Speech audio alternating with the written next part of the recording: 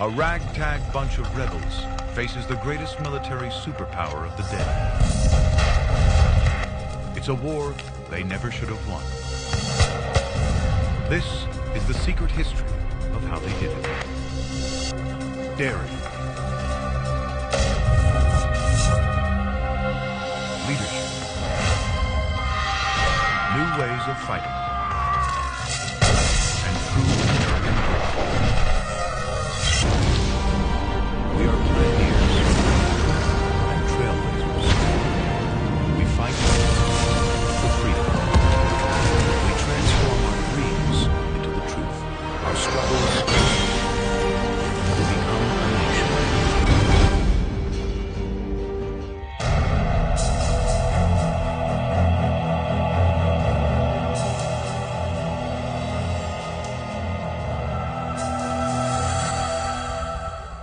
New York City, gateway to North America. Today, the financial capital of the world. Population, 8 million people.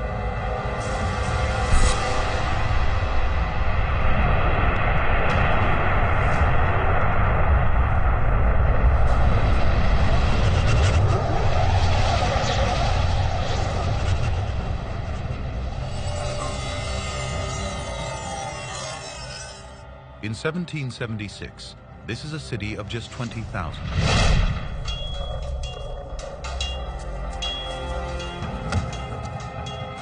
It will soon become the battleground for the biggest land invasion in American history.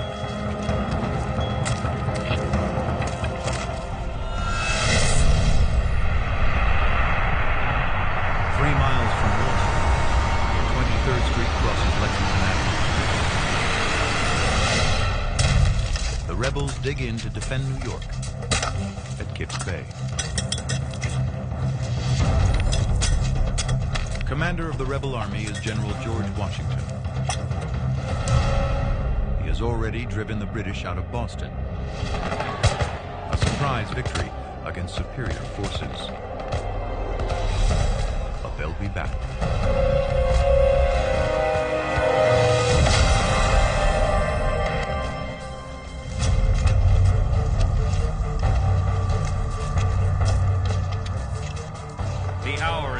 Approaching, on which the honor and success of this army and the safety of our bleeding country depends.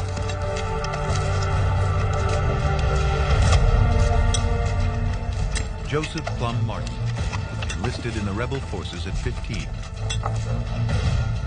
Inspired to fight under Washington's command. A farm boy, he joins thousands of untrained volunteers. Our Revolutionary Army was quite something.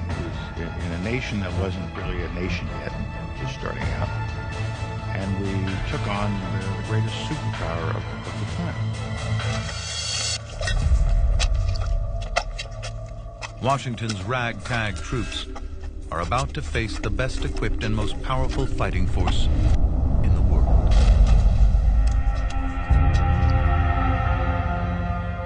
June 29th, 45 British warships mass off Staten Island.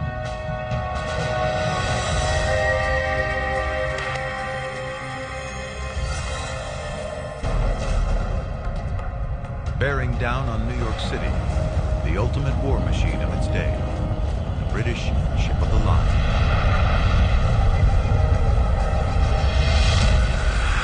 Each ship is made from over 2,000 century-old trees. Each carries hundreds more soldiers to fight against the colonies. And each is armed with up to 64 heavy cannons. Capable of hurling a 24-pound cannonball at the speed of sound, delivering it to targets over a mile away. One ship of the line costs the equivalent of a modern aircraft carrier.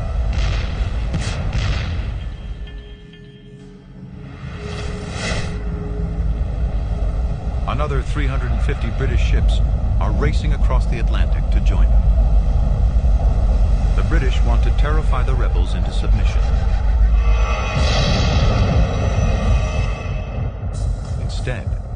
inspire them to resist. On July 2nd, there's a crisis meeting in Philadelphia.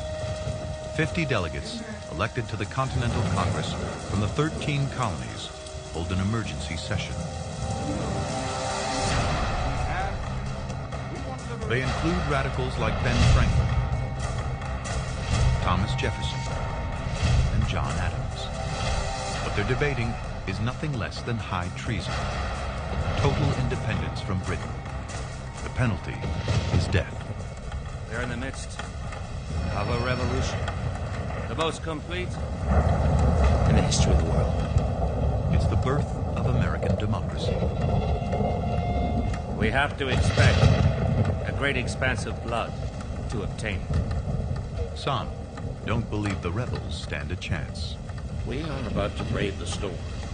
In a skiff made of paper.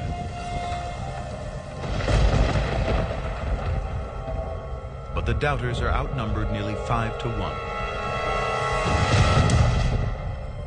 On July 4th, 1776, the delegates ratify a document that will change the world. The Declaration of Independence.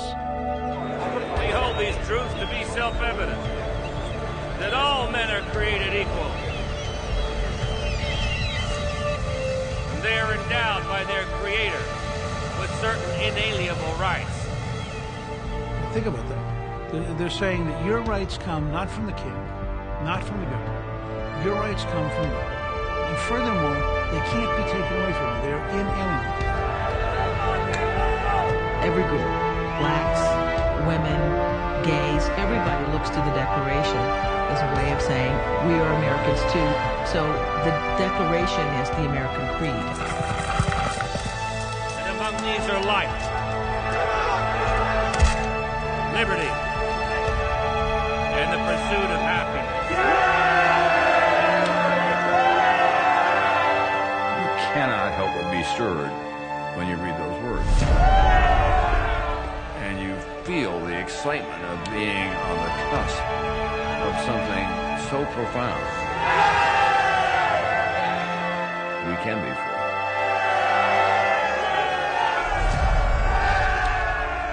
Now, soldiers like Plum Martin have something worth fighting for.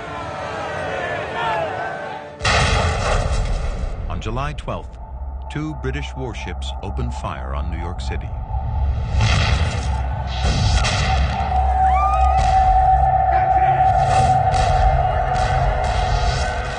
Must have been quite a shock, because New York up to that point was a pretty quiet city. It was a business city. So you had significant support for the rebels, but also significant support for the people who were still loyal to the king. A month later, Joseph Reed, secretary to George Washington, tracks the British fleet massing off New York.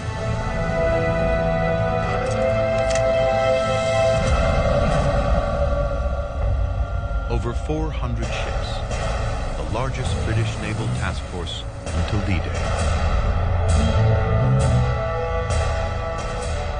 32,000 British troops prepare to storm Manhattan Island. They outnumber Patriot forces 2 to 1. Just 5 of the biggest British ships carry more firepower than all the Patriot guns in the city.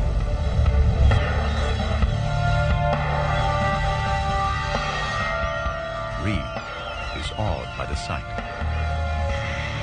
When I look down and see the prodigious fleet they have collected, I cannot help being astonished that a people should come 3,000 miles at such risk, trouble, and expense to rob, plunder, and destroy another people because they will not lay their lives and fortune at their feet. It's the biggest attack on New York City until September 11th, 2001.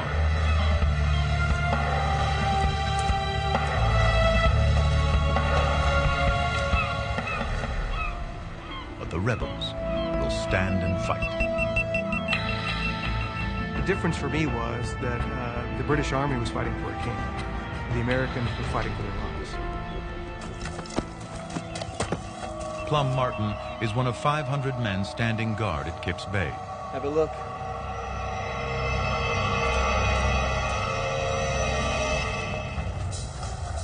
first thing that saluted our eyes was all 4 ships at anchor, within musket shot of us. The Phoenix.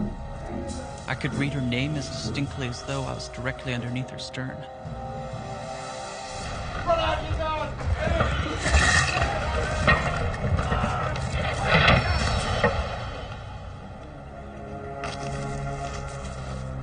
The assault begins.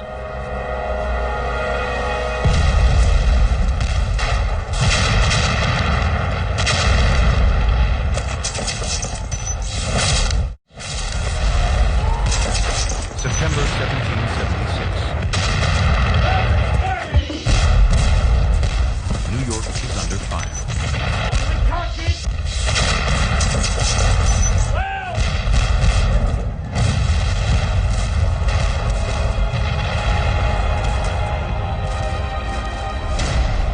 In 1 hour, 2,500 British cannonballs smashed the rebel defenses at Kips Bay.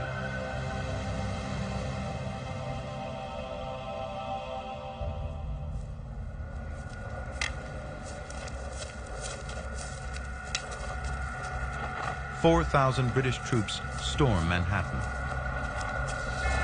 Tough and battle-hardened, a British redcoat has 6 times more combat experience than a Patriot Army recruit.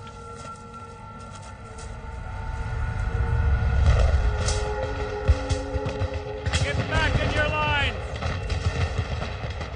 Washington watches his army collapse. Hold the line, men! They retreat along an ancient Native American path that will later be known as Broadway. September 20th. New York, now in British hands, burns.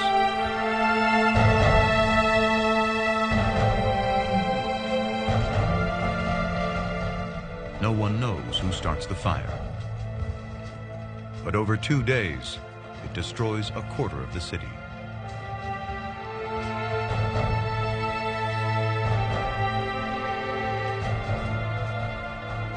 It gives you a sense of the people who wanted to be free, how much they were willing to endure. The city being burned, the city being occupied, gives you a sense of how much they wanted freedom.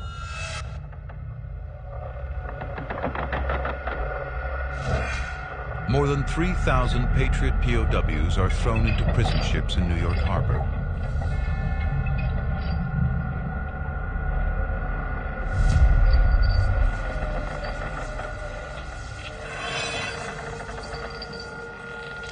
The most notorious is the HMS Jersey, nicknamed Hell.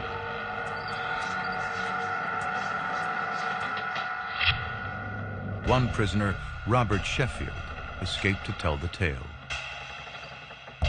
The air was so foul that at times a lamp could not be kept burning, by reason of which the bodies were not missed until they had been dead 10 days. 9 in 10 prisoners die. There is a memorial over in Brooklyn to those that died on British prison ships in New York Harbor. Thousands of Americans. Over the course of the war, 12,000 Patriot POWs will die in the prison ships, 3 times more than are killed in battle. The loss of New York is Washington's first defeat as commander-in-chief. The overwhelming British force crushes the rebel army.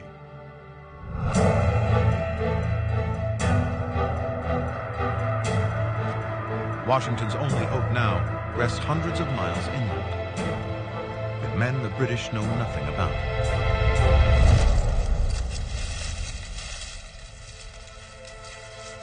A new type of soldier with new weapons and new rules of war. Let's go kill us some redcoats. By June, a new British army of 8,000 men heads south from Loyalist Canada. Its objective, kill off the American Revolution once and for all. They're led by General John Burgoyne, an aristocrat, politician, and art lover.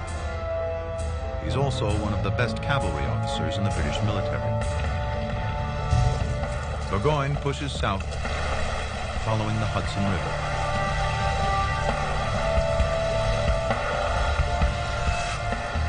His army is like a mobile city. The Redcoats are accompanied by 2,000 servants, wives and mistresses.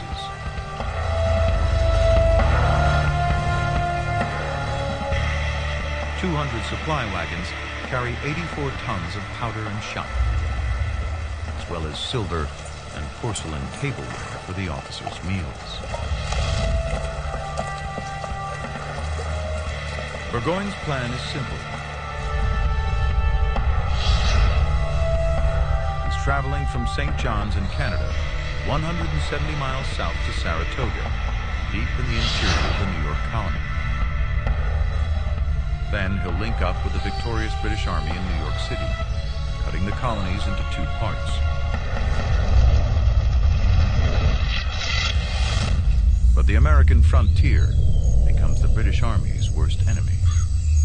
The problem is they're in what we might call a counterinsurgency kind of campaign where their passage through the land and the offense that they give to farmers creates enemies wherever they go.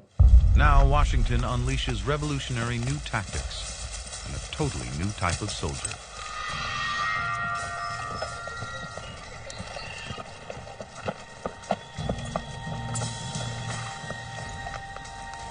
Men who learned their skills on the frontier. So this army came together, an army of militia, an army of woodsmen, an army of sharpshooters, and we didn't play by the rules. British Redcoats are trained for open battlefields. Now they face rebel sharpshooters hidden in dense cover. Leading them, Daniel Morgan, hard drinker, gambler, brawler, and now the colonel of an elite corps of 500 riflemen. He was a self-made man, and he was although not educated at a great school, was a smart guy, was a tough guy, and was ready and willing to step up when the time called. He was the perfect guy to show up at the perfect time. Burgoyne's route takes him through dense forest over 5 times larger than all of England.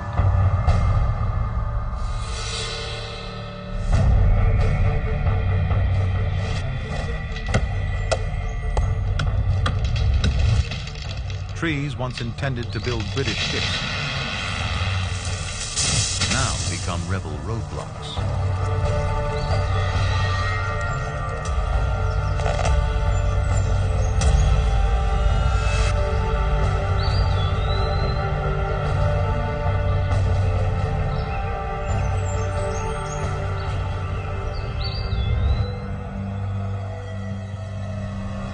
The British are sitting ducks. Their advance slows to just a mile a day. The march south becomes a 6-week nightmare. The sharpshooters know the land and have technology on their side. Morgan's men are armed with American long rifles. They're lightweight, with a slender barrel at least 40 inches long, and fire a .50 caliber shot a half-inch wide. Based on a German hunting weapon, the guns have a unique American innovation. Grooves inside the barrel that spin the shot, stabilizing it, giving it deadly accuracy. Armed with this rifle, Patriot marksmen can hit a target 250 yards away, more than 3 times the average distance of a modern FBI sniper shot, and twice the range of the British muskets. The tide of the war is about to change.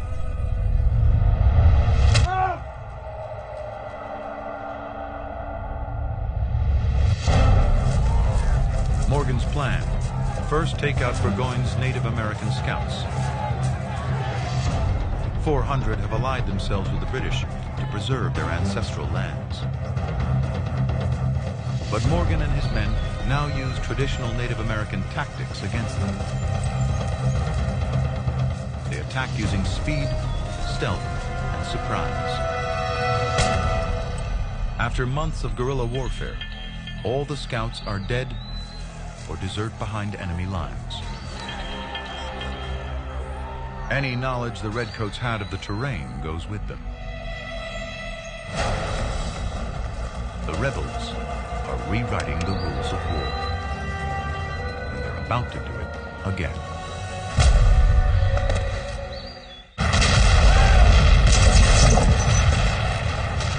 (1777). The American War of Independence is in its second year. New York and many parts of the colonies are in British hands. The rebels have been driven into the wilderness. The fight back has begun. Patriot sharpshooters target a British army under General John Burgoyne. They've already picked off Burgoyne's Native American guides.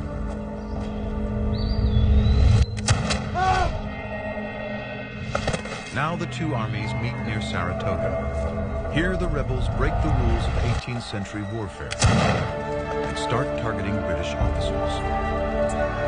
The plan, leave the foot soldiers leaderless. Your officers tended to be your most educated guy. They understood the communications line. They understood exactly what the orders were. They were the source of trying to get something done on a battle space. In Britain's 53rd Regiment, all but one of its 11 officers are killed or wounded.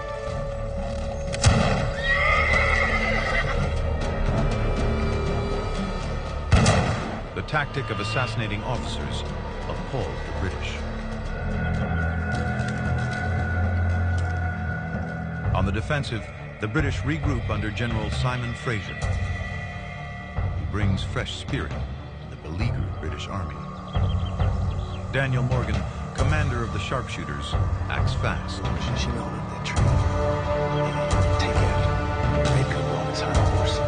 His best shooter is an illiterate frontiersman from Ireland, Tim Murphy. This shot will turn the tide of the war.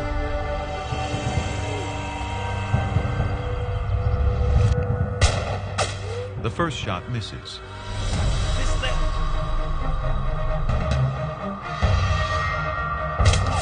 The second skims his horse. Too high. Reload. Come on. Take him out.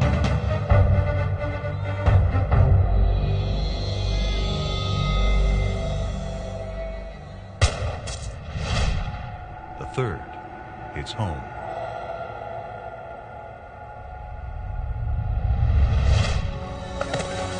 You could argue that whoever fired the bullet that took out Simon Fraser did as much as any founding father to establish American independence.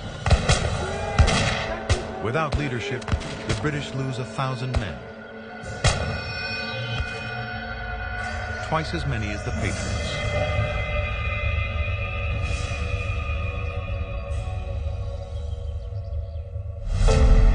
On October 17th, 1777, General Burgoyne surrenders.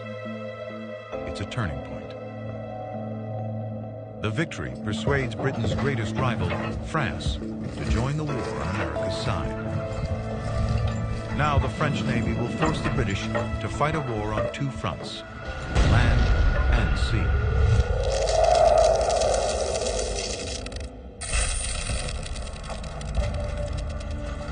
But first, Washington must face his greatest challenge as leader.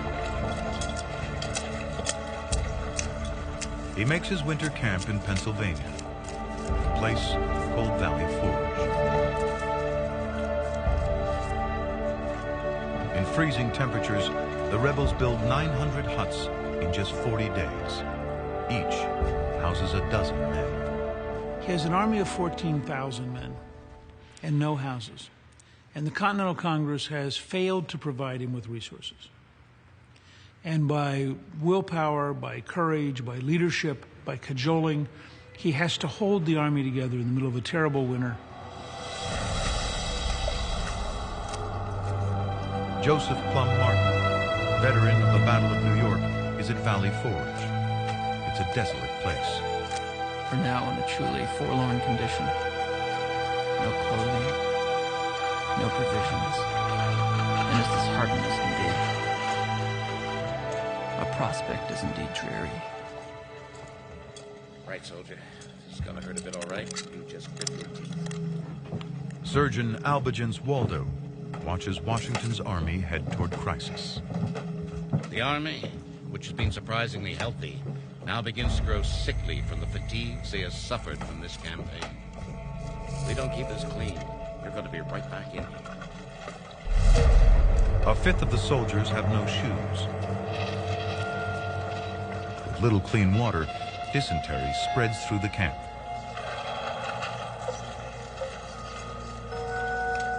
Within weeks, 2,000 men are sick, and they run out of meat.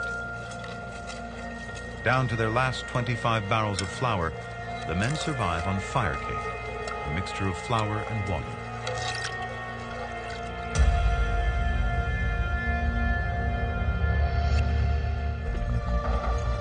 The rebel army is a melting pot. As many as 60% of recruits are convicts, freed slaves, and immigrants.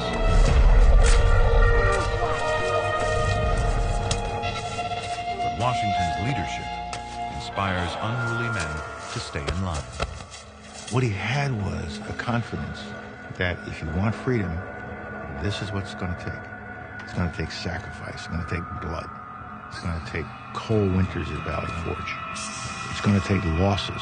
General Washington, he was a great general to be able to uplift his army during Valley Forge during that winter and still be able to fight. I wish I would have been there. I wish I could have fought for him, because I damn sure would have. But Washington's army soon faces an enemy far more lethal than the British. Smallpox. The revolution breaks out during the worst smallpox epidemic in U.S. history. The deadly airborne virus spreads through the British prison ships. Isolated from the disease for generations, the American colonists have little resistance to it, and there's no cure. Victims break out in blisters and sores. The virus spreads through the blood, invading healthy cells which it kills, producing more of the virus in the process. 4 in 10 victims die.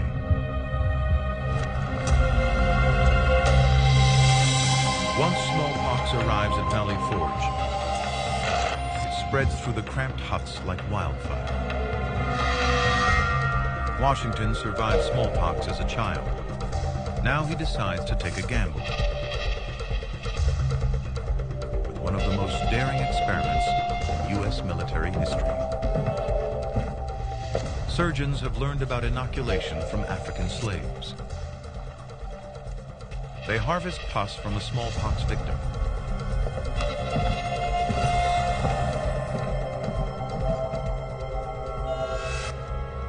And smear the live virus into cuts on the skin of a healthy patient. The inoculation spreads the infection, but at a slower rate. A week after exposure, the victim's white blood cells create antibodies. These attack and kill the virus that causes smallpox before the disease can spread. But it's a dangerous race against time. To survive, the patient's immune system has to work faster than the virus. It will run out of control. 1 in 50 of those inoculated will die.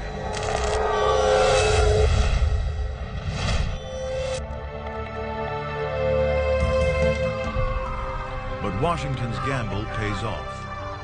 New cases of smallpox fall from several thousand to just a few dozen.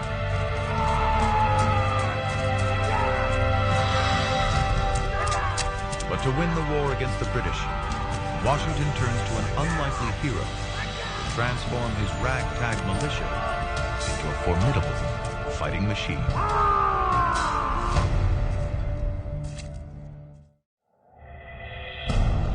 1778. George Washington's Patriot Army survives a hard winter and an outbreak of smallpox at Valley Forge. Now, Washington introduces a new recruit who will change the course of the war. Baron von Steuben is an ex-Prussian army officer, an elite soldier whose career is said to have been ruined by his homosexuality. But Washington makes him one of the most powerful men in his command. Washington was a genius in taking people in who didn't seem like they could achieve great things, but under him, they rose to the challenge, they rose to the occasion. And that's what great leaders do.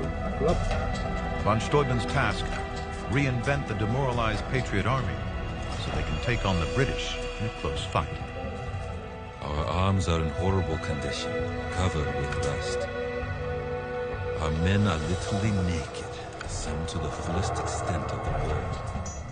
Von Steuben starts by drilling discipline into Washington's ragtag recruits.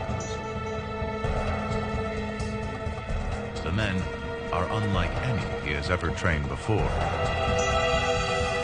The genius of this nation is not in the least to be compared with that of the Prussians or Austrians or French. You say to your soldier, do this, and he does it. But here, I'm obliged to say, this is the reason why you ought to do that, and then he does it. Von Steuben brings order, discipline, and hygiene to Valley Forge. He moves latrines away from living quarters, rebuilds the kitchens on the opposite side of the camp, and organizes housing according to regiments and companies.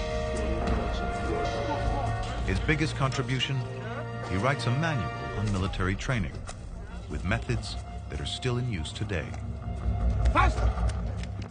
Von Steuben drills European battle tactics into an elite corps of 100 men. Up, soldier! Each will train 100 more. He also teaches them a new and deadly weapon, the bayonet.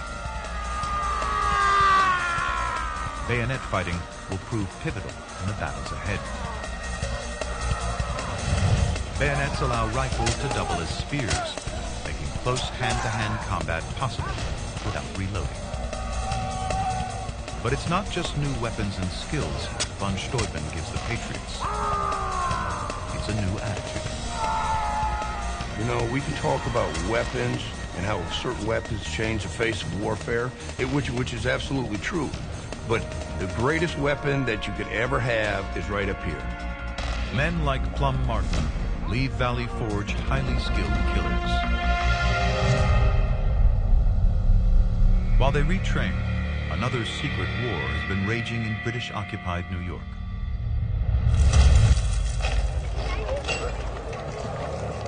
Here, a network of spies have been busy passing information to the rebels. Their leader is George Washington himself. A man who's come down to us in history as someone who is incapable of telling a lie succeeds as a commander in no small measure because of his capacity for deception. A British general will later claim that Washington did not outfight his enemies, but outspy them. Now his French allies come under deadly threat, and only his secret army of spies can save them from disaster. In New York, an estimated 20% of the population is still loyal to the British. Food costs are up 800%. One young woman in 5 is a prostitute. To the British, New York merchant Robert Townsend is a loyalist. A member of the Loyalist militia, he writes for the Loyalist press. But to Washington's spy network, his code name is Culper Jr., a fact that was only discovered in 1939. Culper's gang will change the course of the war.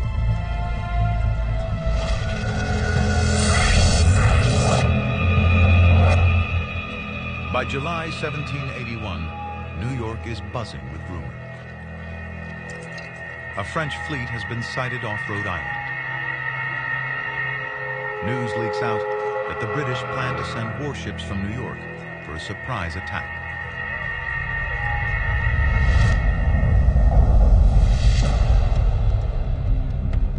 Culper must get word to Washington to somehow stop the British fleet. The spies use invisible ink, an advanced formula unknown to the British. The ink is made from gallic acid. It can only be revealed by brushing the paper in liquid iron sulfate.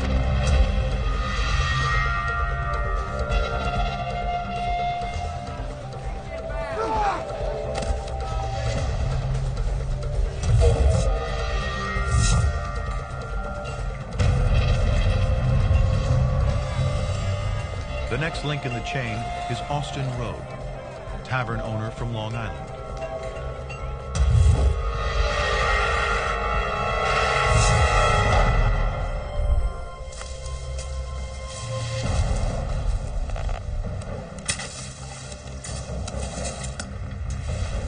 His contact, Abraham Woodhull, picks up the message and buries it in a secret drop.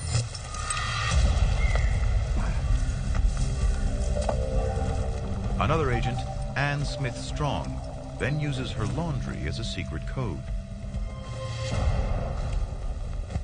It signals a sailor who picks up the message and takes it to Washington.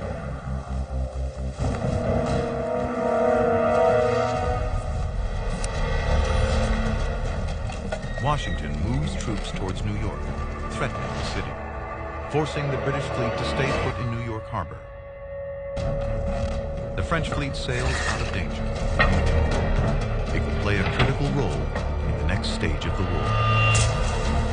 Now, with a spy network and a modern army backed by French naval power, Washington is ready for a final showdown.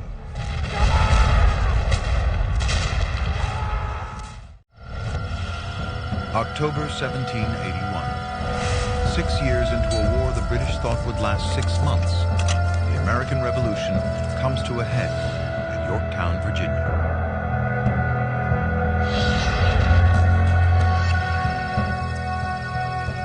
In trenches around the fortified city, Plum Martin, now a sergeant, waits with 8,000 other Patriot soldiers for the signal to attack. Washington's army has reinvented itself with sharpshooters, with training, discipline, and new weapons, and with a spy network that has saved the French fleet, giving the rebels dominance at sea. What remains of the British Army is under siege in Yorktown. Trapped in the city, the Redcoats wait for reinforcements. But back in Britain, the war is unpopular and costing far too much money. This is a case of hanging on in the face of the British actions long enough to where the British literally would grow weary of this and realize that it was endless. This is Washington's chance to end the war with one decisive blow. He committed to this idea of being able to stand on your own. See, America is a dream, and the only way to go get that dream is to show up and bring your very best to that moment and not stop until you bring that dream into existence. Plum Martin will be one of the first over the top. Godspeed.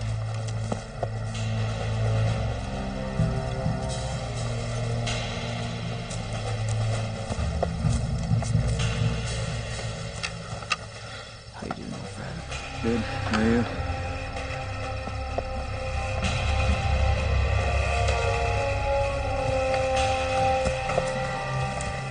Good to check it out.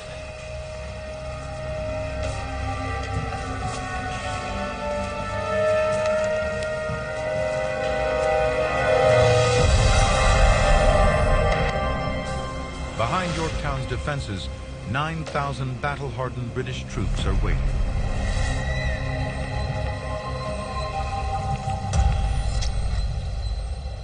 protected by a series of outlying cannon forts called redoubts. By October 14th, just 2 remain. If they're captured and their guns turned on Yorktown, the British will be forced to surrender. Look over there. It's time.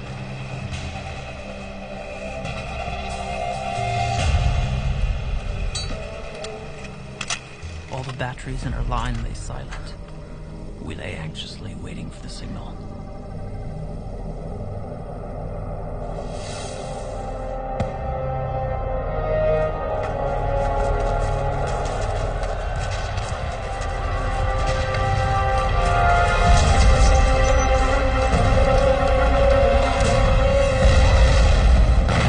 Patriots raced 100 yards to the British lines under fire and a hail of hand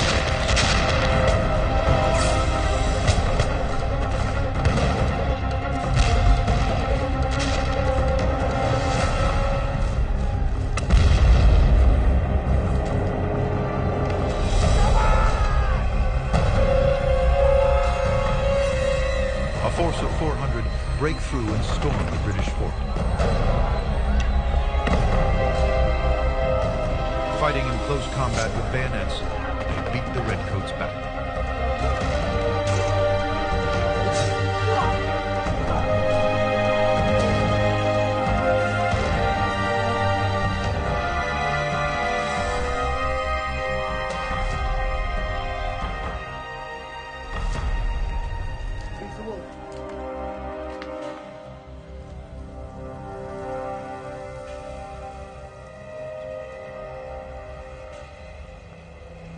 Immediately after the fighting had ceased, I went out to see what had become of my wounded friend.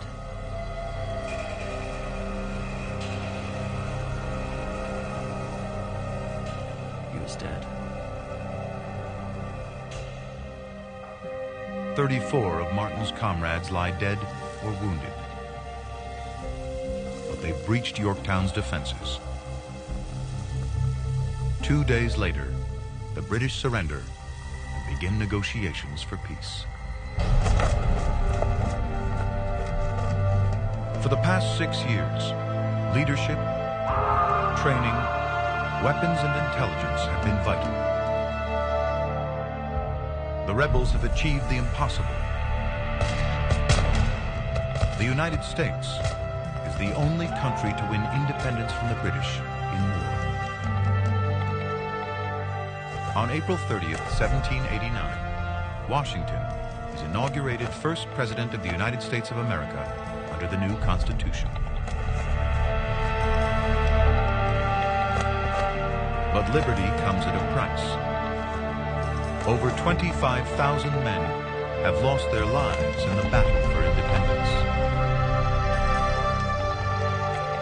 But a new nation is born. We hold these truths to be self-evident, that all men are created equal, and they are endowed by their Creator with certain inalienable rights. And among these are life, liberty, and the pursuit of happiness.